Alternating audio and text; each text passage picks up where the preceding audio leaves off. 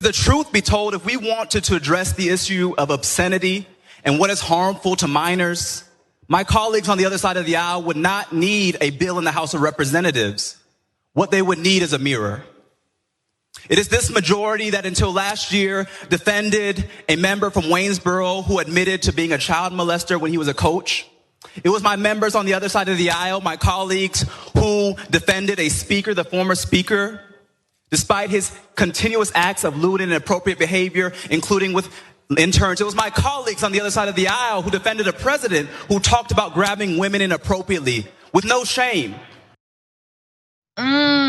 So good. So that is Tennessee Representative Justin Jones just laying out the utter hypocrisy surrounding a new bill that is being sent to the governor's desk that will ban drag shows. Yes, that's right. That is apparently the most important thing going on after 3+ years of a pandemic. Tennessee is both banning drag shows and, gender-affirming care. And not just gender-affirming care for minors, y'all, gender-affirming care for all trans people. And as many activists have said, that's what they were gunning for and have been gunning for in this entire campaign against, supposedly for children's rights, which we know is BS. Both bills are gonna be sent to Republican Governor Bill Lee's desk for final approval this week. And they were introduced back in November. And let's look at the actual text on this drag queen show, which is basically like, don't have good time in cool boa. Don't do full beat and look fly. No, it seeks to amend an existing state law preventing, quote, adult-oriented businesses from operating within 1,000 feet of schools, public parks, or places of worship to include adult cabaret performances, which the legislation defines as performances that feature male or female impersonators who provide entertainment that appeals to a prurient interest. Prurient, eh? I should have brushed up on my SAT vocab words, but that sounds like prude, just like another word for being prude. I am prude, mad at prurient. Okay, so basically public parks, schools, places of worship, kind of anywhere. I mean, you could pretty much shut down a show, sounds like anywhere within Tennessee. But hey, maybe there's still a place, but here you go. Let's go to the actual vote. So the bill passed the Senate earlier this month, 26-6. House Bill 9 passed on Thursday, 74-19, which I believe is the trans-affirming care bill. Now heads to Governor Lee's desk, which is expected to be signed into law. The drag ban is the first in the nation to pass state legislature.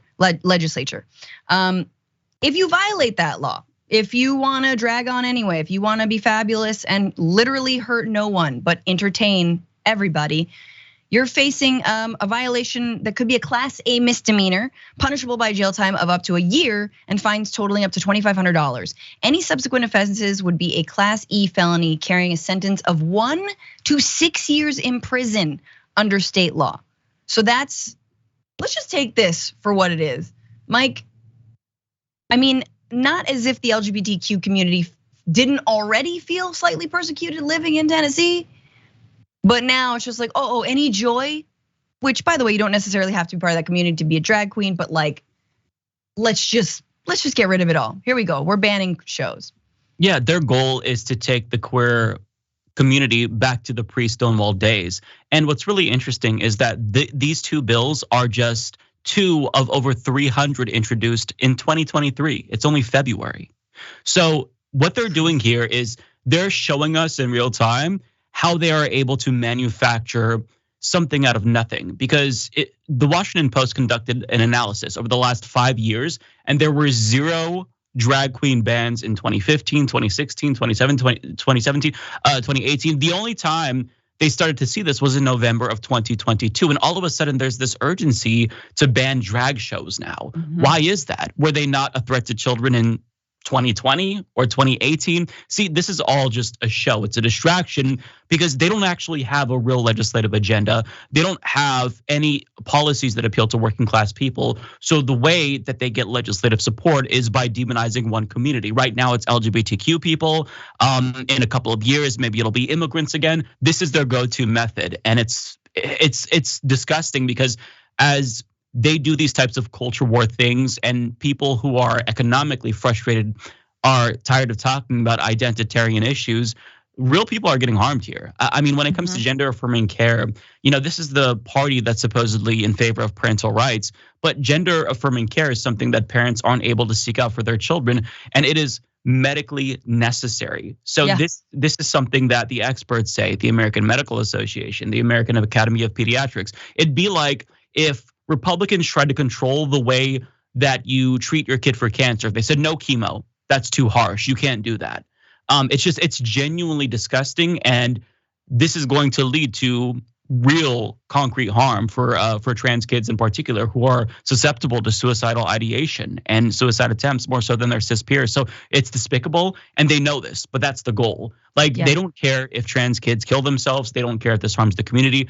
The goal is the harm, because not only is that what they want and truly believe in, there's also a lot of political value in these tactics. Yeah, absolutely. And as a reminder, just to bolster what Mike is saying, the gender affirming care for transgender youth, and this is from the Hill, this is considered safe and medically necessary by most major medical organizations. This is for transgender youth and adults.